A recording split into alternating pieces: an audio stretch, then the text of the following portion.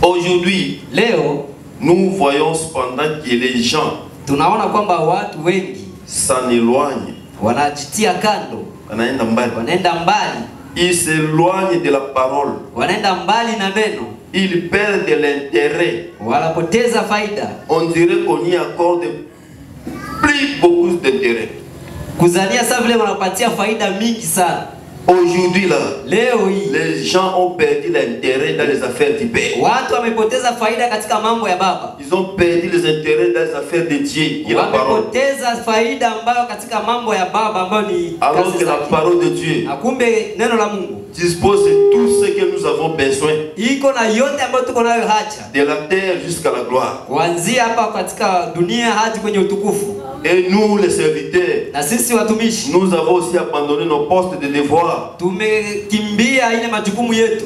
Alors que nous devons servir Dieu. Tunatakiwa kumtumikia Mungu. Ni kweli. C'est à partir de là que Dieu va nous bénir. Ni kupitia hapo ndio Mungu atatubariki. Que Dieu va nous élever. Hapo ndio Mungu atatuinua. Il va nous accorder les désirs de notre cœur. Atatupatia mahaja ya mioyo zetu. C'est pourquoi ndio maana la chose la plus capitale kitu kia muhimu sana que nous devons accorder beaucoup plus d'intérêt. Ambapo tunatakiwa kupatia faida sana. Sacrifier nos temps. Kutoa notre énergie et nos biens, c'est seulement la parole de Dieu. Parce que les cieux et la terre passeront, la parole de Dieu ne passera jamais. Il m'arrive des fois d'abandonner ma profession d'avocature pour venir faire l'œuvre de Dieu. C'est un sacrifice. Et un jour, Dieu se souviendra de moi. Parce que la chose que moi je suis en train de viser, ce n'est pas l'argent, ce n'est pas des maisons. Je suis en train de viser d'aller au ciel. C'est la chose la plus capitale. Est-ce que j'ai dit la vérité? Que Dieu vous bénisse. Ok, sans pour autant tarder, nous prenons nos Bibles. Vous pouvez vous mettre debout. C'était juste un petit constat que j'ai effectué. Je ne suis pas un diacre, mais j'ai senti en moi cette charge de parler de cette observation. Oui, nous lisons dans le livre des Nombres 21. En commençant par les versets 4 jusqu'à 8. Prenez vos Bibles et lisez avec moi. Nous lisons au nom de Seigneur Jésus-Christ. Amen. Il partit de la montagne de Hor par les chemins de la mer Rouge. Wakasafiri toka mlimani Hori kwa njia ya bahari nyekundu pour contourner le pays d'Edom. Ili kuizunguka nchi ya Edom. Les peuples s'impatientant en route, na roho za watu zili les peuples s'impatientant en route, taifa likakuwa lenye kusubiri katika njia et parla contre Dieu et contre Moïse. Na wakaanza kuzungumza juu ya Musa na juu ya Mungu. Pourquoi nous avez-vous fait monter hors d'Égypte? Kwa jua nini ulitutoa katika nchi ya Misri? Pour que nous mourions dans le désert. Ili kwamba tufie jangwani. Car il n'y a point de pain. Kwa sababu hakuna hata mkate. Et il n'y a point d'eau. Kwa sababu hakuna hata maji. Et notre âme est dégoûtée de cette misérable nourriture. Na nafsi zetu zinakuwa zenye kufadhaika juu ya hii chakula kibaya. Alors l'Éternel envoya contre le peuple des serpents brûlants. Na sasa wa milele akaona jinsi taifa linaanza kumulkia Musa. Il mordit le peuple. Akalaani ile taifa. Et il mourit beaucoup de gens en Israël. Na kukakufa watu wengi katika Israeli. Le peuple vint à Moïse. Na taifa likamjia Musa. Et dit, na ikasema, nous avons péché. Tumefanya dhambi. Car nous avons parlé contre l'Éternel. Kwa sababu tumezungumza vibaya juu wa milele. Et contre toi. Na juu yako. Prie l'Éternel. Umuombe wa milele. Afin qu'il nous éloigne. Il éloigne de nous ces serpents. Ili kwamba tuondolee mbali hii nyoka. Moïse pria pour le peuple. Na Musa akaomba juu ya taifa. Que le Seigneur ajoute la bénédiction de la parole. Bwana bariki baraka katika somi lake. Au nom du Seigneur Jésus-Christ, amen. Katika jina la Bwana Yesu Kristo, amen. Veuillez vous asseoir. Naweza kuketi. Oui, si Dieu le veut. Kama Mungu akipenda, nous allons aborder notre sujet évangélique. Tutazungumzia makala yetu ya injilisti intitulé si l'homme intérieur. Ambayo inaitwa mtu wa ndani. Nous n'avons pas voulu continuer avec notre sujet du vendredi. Hatukutaka kuendelea na ile makala yetu ya siku ya tano qui est intitulé sur la généalogie. Ambayo ilikuwa inazungumzia juu ya piga magoti. Oui.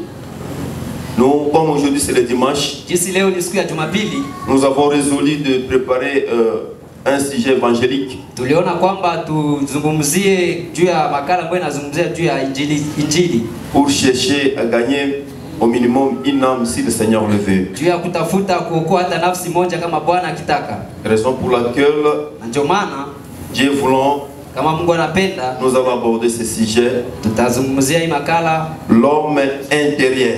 Mtu wa ndani. OK. Vema.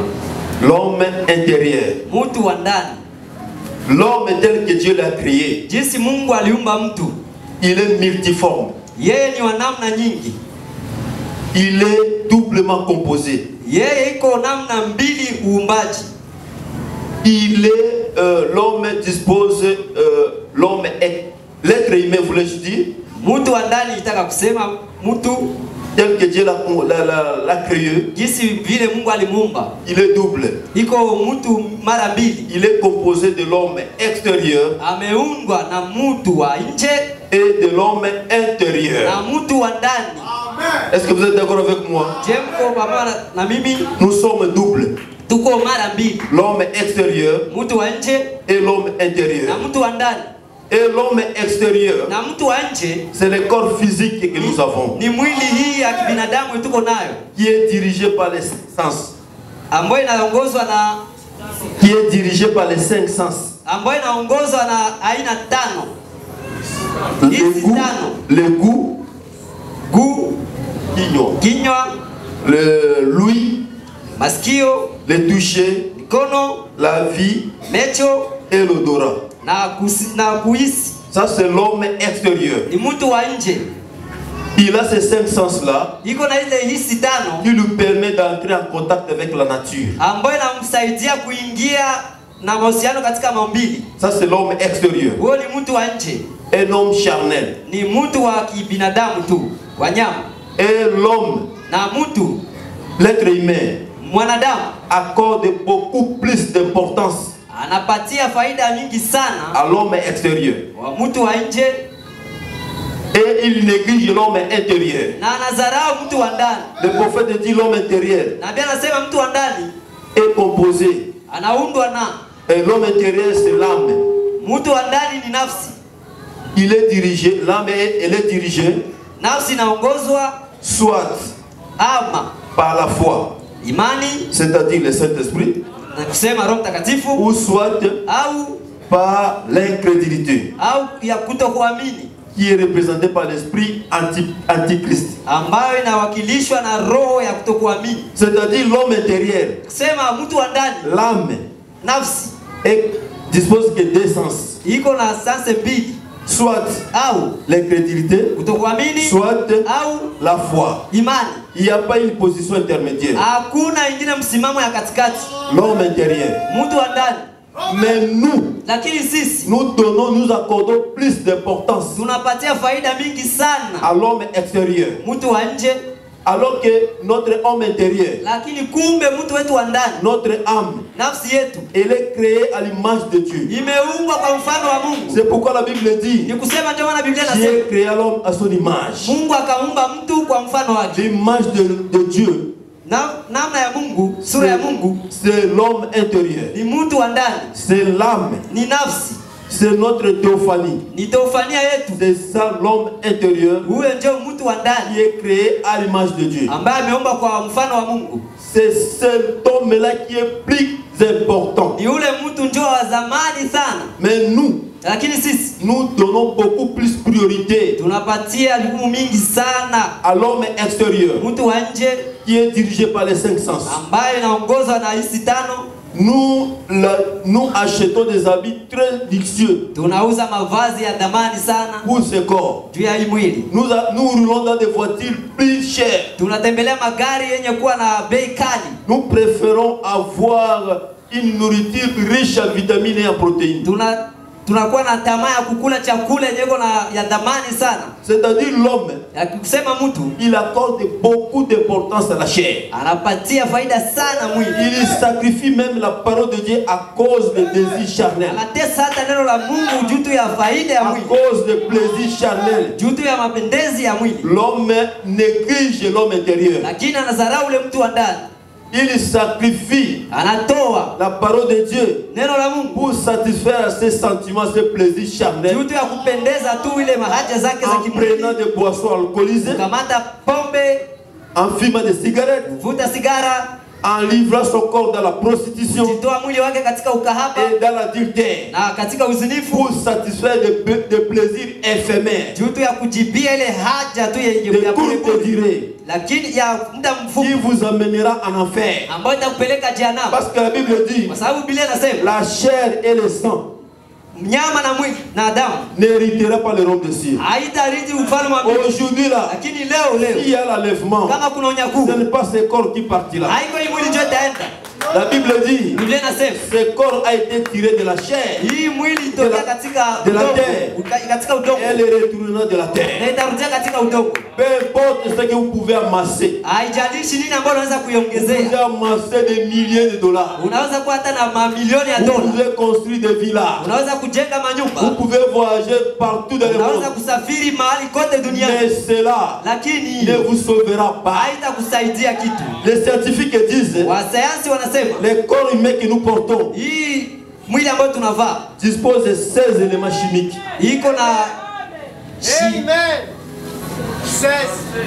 Dispose de 16 éléments chimiques. Éléments. Pétrole, carbone, fer. Ceux qui ont étudié la chimie connaissent ce que je vous dis. Il y a des éléments chimiques.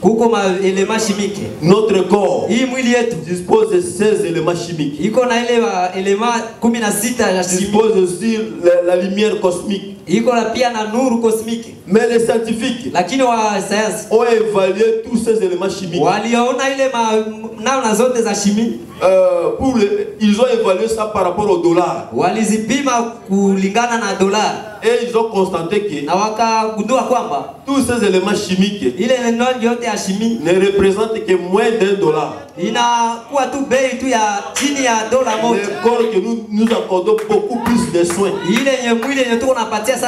Si vous portez, vous pensez que vous êtes au-dessus de tout le monde. monde. Unadhani kama uko juu ya kila mtu. Si vous roulez dans une carrosse, Kama unatembelea karosi la plus luxueuse, ambayo iko ya thamani vous kubwa, pensez que vous dépassez tout le monde. unadhani kwamba unapita watu wengi. Vous voulez prendre les serviteurs de Dieu, Unataka kukamata watumishi wa Mungu, les mettre dans votre poche. unawacheka katika mfuko Vous wako. voulez commencer à marcher sur les têtes des gens. Unapenda kwanza tembea juu ya vichwa ya Alors watu. que les corps que nous Na possédons kumbe mwili tunavaa vaut moins d'$1. iko chini ya dola moja. Mais regardez Lakini angalia ce que nous portons, ile ambayo tunavaa, ce que nous consommons pour ce corps, ile ambayo tunakunywa juu ya hii mwili c'est des milliers de dollars. ni ya milioni ya Mais madola. le corps en soi, Lakini mwili c'est yopeke moins d'$1. iko chini ya dola C'est moja. pourquoi Na ndio maana nous devons beaucoup plus donner accès ndio maana tunatakiwa kupatia faida mingi à sana l'homme intérieur, kwa ule mtu ambaye yuko qui est ndani, notre âme, ambaye ni nafsi yetu, créée à l'image de Dieu. ambaye yuko kwa mfano wa Nous Mungu. devons beaucoup plus la soigner. Tunatakiwa kuikamata dhamani Parce sana, que c'est elle qui va à la rencontre de kwa Dieu. sababu ile ndio itaenda kutanana na Mungu. Le corps que nous possédons Mwili ambao tuko nayo est ingrat. haina shukrani, Même si vous le nourrissez comment, hata kama unaikulisha namna gani, même si vous le vêtissez, hata kama unaivalisha, peu importe combien ça vous pouvez faire pour ce corps, haijalishi unaweza kufanya juu ya hii mwili, un jour, siku moja ça va vous décevoir. itakuchukua. C'est pourquoi la Bible dit, Ndio maana Biblia inasema vanité de vanité, yote ni ya kupita, tout est vanité. yote ni ya kupita. Nous accordons beaucoup plus d'importance à la chair. Tunapatia dhamani sana juu ya mwili Et yetu. vous allez vous poser la question, Utajiuliza, est-ce que depuis le matin, je, kuanzia j'ai asubuhi déjà brossé les dents, nishasukua meno, j'ai déjà lavé mon corps? nishaosha Tout mwili wangu? cela, Yote nous hayo nous préoccupons pour cela. tunajumuika juu ya Mais nous ne demandons pas par rapport à l'âme. lakini hatujiulizi juu ya Si nafsi. notre âme est déjà lavée par la parole de Dieu, Kama nafsi yetu ishanawa si neno nous la Mungu, avons déjà, nous sommes repentis de nos péchés confessés. kama tushatubu makosa yetu ya Parce que les péchés confessés, kwa sababu dhambi sio le tubiwa. prophète dit, Nabii anasema c'est comme un acide sulfurique. iko kama aside sifiriki, Ça constitue un court-circuit inakuwa na kui ya umeme qui empêche que Dieu puisse répandre les bénédictions sur vous. ambayo inazuia Mungu asishushe mibaraka Empêche yake. même des guérisons divines dans l'église. Inazuia hata uponyaji wa kiungu katika Les kanisa. péchés confessés. Dhambi sio tubiwa. C'est pourquoi nous devons donner beaucoup plus d'importance Ndio maana tunatakiwa kupatia saa yetu yote à notre âme, kwa nafsi yetu qui est notre être intérieur, ambayo ni mtu wetu wa ndani, créé à l'image de Dieu. ambayo iliumbwa kwa mfano wa Mungu. Est-ce que je dis la Je vérité? nasema kweli, Il y aura l'enlèvement. kesho kutakuwa unyakuo? Non. Hapana. Le prophète Abraham nous dit, Na Biblia nayo anasema si nous avons des projets kama tuko na maproje de mariage, ya ndoa, de construire des maisons, ya kujenga de manyumba, voyager par-ci ya par-là, kusafiri huku na kule, faisons-les tuifanye comme si Jésus-Christ peut revenir après 1000 ans. kama vile Yesu atakuja baada ya miaka Mais 1000. quand il s'agit des questions de l'âme, Lakini wakati inajumkia juu ya de la nafsi, parole de Dieu qui est prêchée, neno la Mungu ambalo limehubiriwa, prenons les choses au grand sérieux. tukamate maneno kabisa kwa uhakika, Comme si après quelques secondes, kama vile baada ya dakika fulani Jésus-Christ reviendra. Yesu atakuja. Si aussi Jésus-Christ n'est pas revenu, Hata kama Yesu hakuji, la mort aussi est devant vous. kifo yuko mbele Parce yako, que nous connaissons nos dates de naissance. kwa sababu tunajua siku zetu za kuzaliwa. Nous sommes nés dans telle date. Tulizaliwa katika tarehe fulani, Maintenant, je totalise telle année, sasa nimeshakuwa na miaka fulani tel âge. na miaka fulani, Mais nous ne connaissons pas notre date de décès. lakini hatujui siku yetu ya Il y kukufa. a deux grands événements Kuna evenement mbili qui sont fortuits. ambayo ziko za muhimu kwa C'est mwanadamu, le départ soudain de l'épouse, ni kwenda kwa bibi harusi soit la mort physique. au kukufa kwa kimwili. Par conséquent, Na kwa hiyo nous devons faire un inventaire permanent. tunatakiwa kufanya ile hesabu ya kila kitu kila siku. Nous devons vérifier Tunatakiwa si kuchunguza, nous n'avons pas fait quelque chose qui n'est pas déplu à Dieu. je, hatukufanya kitu fulani ambacho hakimpendeza Mungu. Si nous n'avons pas fait quelque chose qui a chopé votre frère, votre sœur. Kama hatukufanya kitu fulani ambacho kilimkwaza ndugu yako au dada yako, Parce que le salut pour nous, les gens des nations, kwa sababu wokovu kwa sisi watu wa mataifa est individuel. iko ya kipekee. Nous ne sommes pas des juifs. Hatuko Wayuda. Pour les juifs, Kwa hiyo le Wayuda nombre est déjà connu. namna yao hesabu yao Les ishakumbuka. 144 000, 144,000, 12 000, 12 000, 12 000. 12,000 Dans chaque 12 tribus des enfants d'Israël. katika kila kabila ya wanao Israeli. Pour eux, Kwa ils injili yao seront sauvés en groupe. wataokolewa Mais kwa pour wingi. nous, l'épouse des nations, Lakini sisi bibi harusi wa c'est une taifa affaire iko individuelle. mambo ya kipekee. Vous ne serez pas sauvé parce que votre papa est pasteur. Ou soit votre mari c'est un prédicateur. Non. La question de la vie éternelle est une affaire individuelle. Même aller en enfer, c'est aussi une affaire individuelle. Vous devez faire votre choix. Il y a un enfer à éviter et un ciel à gagner. Par conséquent, nous devons faire beaucoup plus attention à notre homme intérieur. Est-ce que votre homme intérieur est dirigé par quel esprit? C'est ça la question fondamentale. Est-ce que je dis la vérité? Ok, nous continuons la lecture. Le prophète dit ceci. Nous, dans notre porte quel état, nous laissons l'intérieur, n'importe quel état. Porter même vieux vêtements de péché. Notre être intérieur. Nous changeons des habits sur nos corps. Et notre être intérieur, notre âme, dispose encore ces vieux habits. Et le prophète définit ces vieux habits. Ce sont les habits du péché. Les habits du péché qui nous exposent devant Dieu. Est-ce que vous êtes d'accord avec moi? Les vieux habits du péché. Empestant. Il y a la peste. Complètement l'âme avec des credos et des dogmes. Sans jamais la sonder, ni la laver dans la parole, dans l'eau de séparation, avec les choses du monde.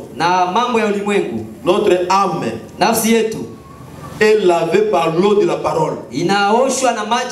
C'est pourquoi il est nécessaire que nous puissions toujours venir dans la maison du Seigneur.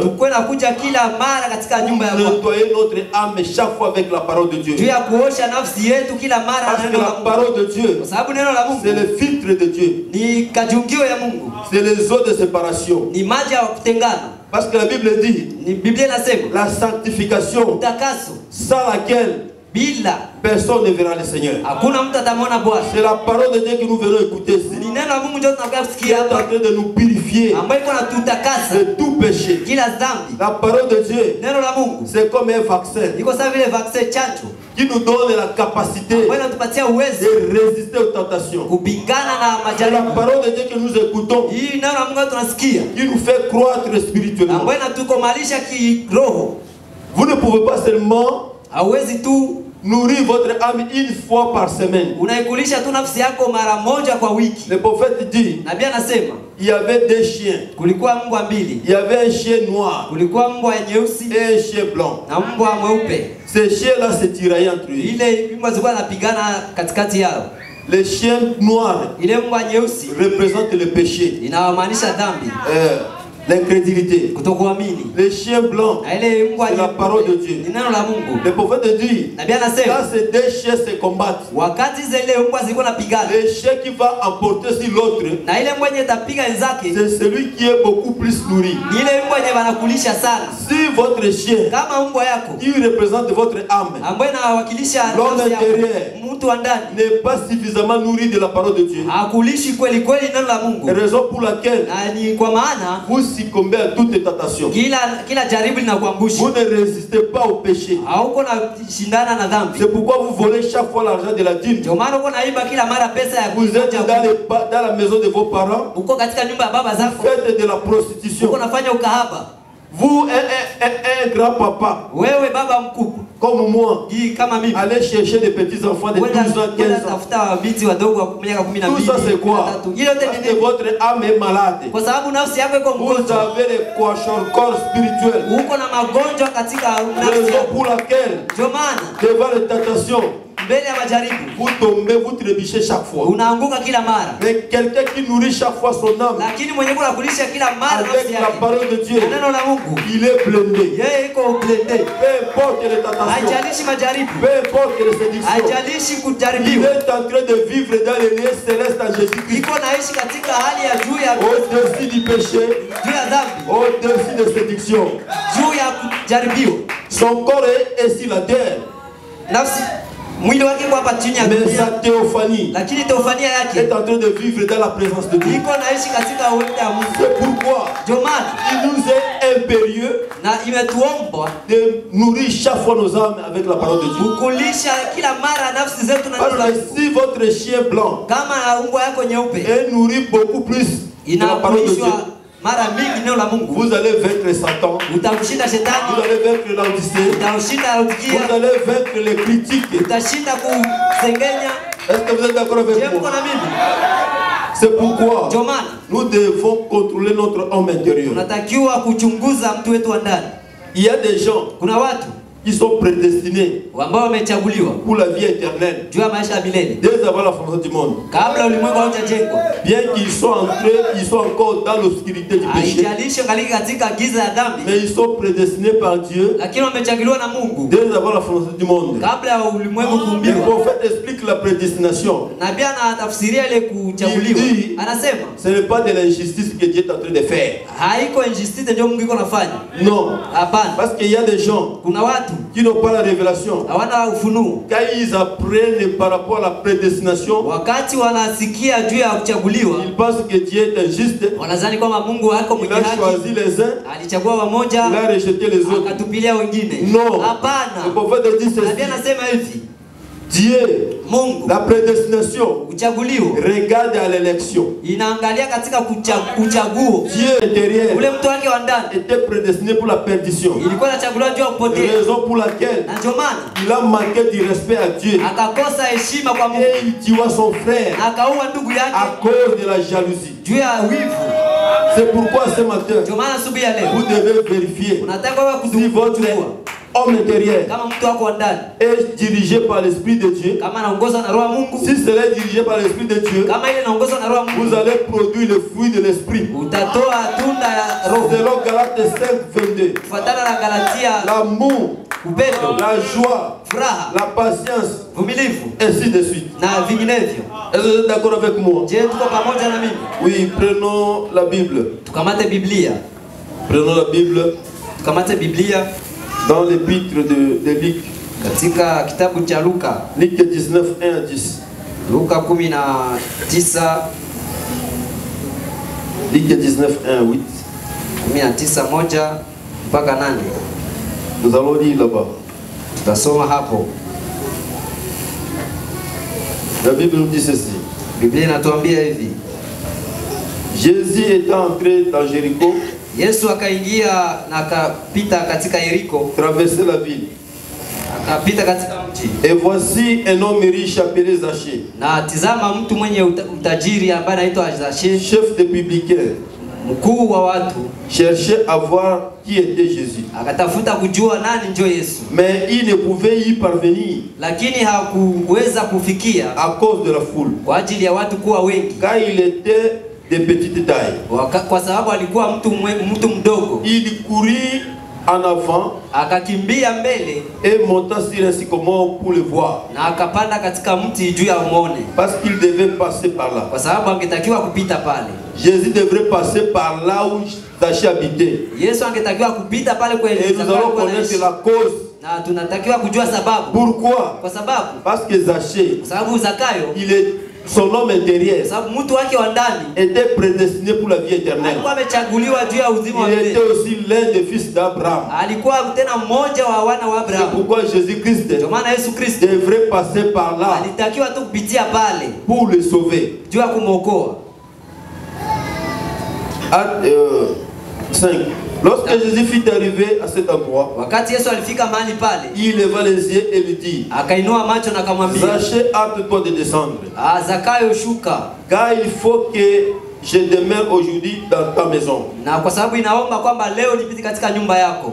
Comme vous aujourd'hui, Jinsi wewe leo, Jésus-Christ a dit Yesu Kristo il anasema veut demeurer dans votre maison. anatakiwa kupita katika nyumba yako. La maison de Dieu, Nyumba ya Mungu ce n'est pas ce bâtiment, haiko hii jengo, c'est votre cœur. ni nafsi yako. Il doit demeurer en vous sous forme du Saint-Esprit. Anatakiwa kudumu ndani yako kama vile l'église, kwa sababu kanisa, les bâtiments hii jengo ne vous sauvera pas. haitakuokoa. La vraie église, Kanisa ya kweli ce n'est pas Shalom Tabernacle, haiko Shalom ce Maskani, n'est pas Bethel Tabernacle, haiko Bethel Tabernacle, ce n'est pas Baruti Tabernacle. haiko Baruti Tabernacle. La vraie église, Kanisa ya kweli c'est le corps mystique du Seigneur Jésus-Christ. ni mwili halisi ya Yesu Kristo. C'est une église invisible. Ni kanisa ambayo haionekani.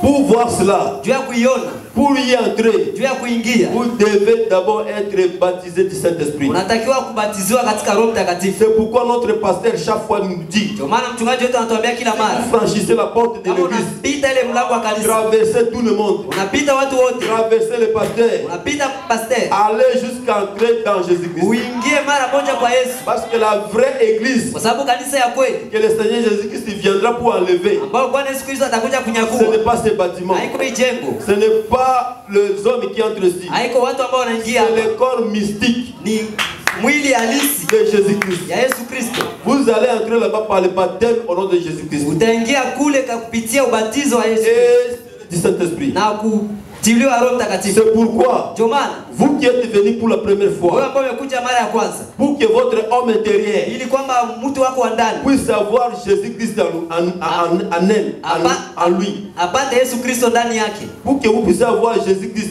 ili kwamba upate Yesu Kristo, la vie éternelle, uzima wa milele. il y a des processus Kuna namna ambayo unatakiwa kupitia que la Bible recommande à chacun ambao Biblia inaomba kwa kila mtu d'observer. kuangalia. Vous ne pouvez pas entrer Hauwezi kuingia comme au hasard. kama vile tu pende yako tu. Il y a une ordonnance Kuna ile ambayo que kielelezo vous devez observer. ambayo unatakiwa kuchunguza. La première ordonnance, Kitu ya kwanza, vous devez vous repentir unatakiwa kutubu de vos péchés, makosa yako na dhambi les zako, péchés passés madhambi et zilizopita les péchés présents. na dhambi za sasa. Pourquoi? Kwa nini? Pour que vos péchés soient pardonnés, Ili kwamba dhambi zako vous zisamehewe, devez vous repentir. unatakiwa kutubu. C'est pourquoi Na ndio maana nous ne croyons pas au baptême qu'on fait baptiser un bébé. hatuamini kwa ubatizo wa kubatiza Parce que la watoto Bible wadogo. dit, Kwa sababu Biblia inasema repentez-vous. utubu. Or, un bébé, Na kumbe mtoto si vous mdogo, lui baptisez, wakati mnambatiza, comment un bébé peut se repentir? namna gani mtoto mdogo atatubu? On commence à compter les péchés dans un homme Wanaanzaka kuhesabu dhambi katika mtu à partir de l'âge de raison. wakati ule mtu anaanza kuwaza. L'âge de raison, c'est à partir de 6 ans. Umri wa kuwaza ni katika miaka C'est pourquoi nous ne 16. croyons pas au baptême de bébé. Kwa sababu ndio maana sisi hatuamini Ce katika sont les ubatizo wa credos watoto et wadogo. les dogmes Hiyo yote ni mafundisho des églises dénominationnelles. ya makanisa ya madhehebu. La Bible dit, vous devez vous repentir. Biblia inasema unatakiwa kutubu. Après s'être repenti, Kutoka vous kutubu, devez être baptisé au nom du Seigneur Jésus-Christ. unatakiwa kubatizwa katika jina la Bwana Yesu Kristo. Pourquoi le baptême au nom du Seigneur Jésus-Christ?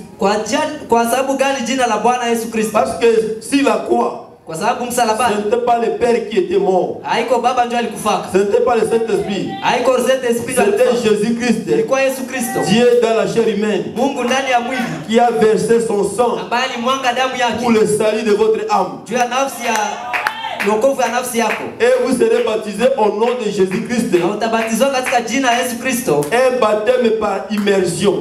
ubatizo wa immersion Ya kuzindisa na kati ya mai. ya kukuzamisha ndani ya maji. On ne doit pas vous asperger l'eau sur la tête. Hawata kumwangia tu maji juu ya Dans kichwa. la Bible, Katika il n'y Biblia a aucun endroit hakuna mahali là où on a aspergé l'eau sur la tête des gens. mahali walimwangia maji juu ya vichwa vya Jésus-Christ watu. qui a été baptisé par Jean dans le fleuve Jourdain, Yesu Kristo yeye mwenyewe alibatizwa na Yohana katika Yordani. il a été plongé dans l'eau. Walimdumukizaka ndani ya maji. Tous les saints dans la Bible, Nouveau Testament, Watakatifu wote katika Biblia ils étaient baptisés par immersion walibatizwa katika au nom du Seigneur Jésus-Christ katika jina la Yesu Kristo pour le pardon de leurs péchés. juu ya msamaha wa dhambi zao. Et après, Na baada c'est alors que votre homme intérieur na hapo ndipo mtu wako wa ndani recevra le Saint-Esprit. atapata Roho Mtakatifu. Parce que le Saint-Esprit, Sababu Roho Mtakatifu c'est une promesse ni ahadi que Dieu a fait à toute personne ambayo Mungu alifanya kwa kila mtu qui qui va se repentir ambaye atatubu et baptisé au nom de Jésus-Christ. na kubatizwa katika jina la Yesu Si vous Kristo. n'êtes pas encore baptisé au nom du Seigneur Jésus-Christ, Kama umebatizwa katika jina la Bwana Yesu Kristo, vos péchés sont encore sur vous. dhambi zako zingaliki tu na wewe. Peu importe combien vous chantez dans la chorale, Haijalishi mara ngapi unaimba peu katika importe kwaya. combien vous prêchez la parole de Dieu, Haijalishi mara ngapi unahubiri neno la Mungu. vous avez encore vos péchés sur vous. Ungaliki tu na dhambi zako. Et si vous mourrez Na aujourd'hui, wakati unakufa leo, vous ne serez pas enlevés. hautanyakuliwa. Parce que l'unique baptême Kwa sababu ubatizo mmoja tu qui permet que votre homme intérieur soit rempli du Saint-Esprit, ambaye inasaidia mtu wako ndani ya c'est kupokea le Roho Mtakatifu baptême au nom du Seigneur ni Jésus-Christ. ubatizo katika jina la Bwana Yesu Kristo. Vous pouvez lire ça dans Acte 2, Unaweza kusoma hilo katika Matendo ya Mitume 2 verset 36 jusqu'à 41. verse yake ya 46.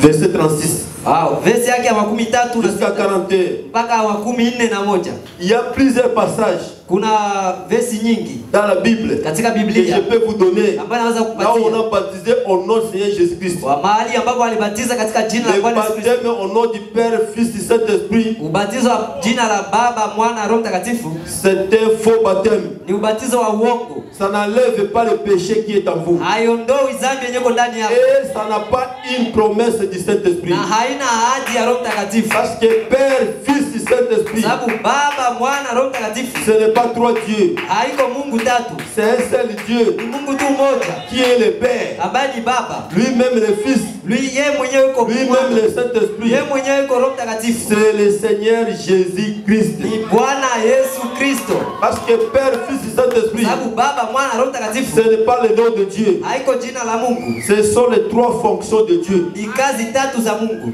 Père, Baba, Dieu au-dessus de nous, Mungu juu yetu sous forme de la colonne de feu. kama vile nguzo ya Roho Mtakatifu. Fils, Mwana, Dieu avec nous.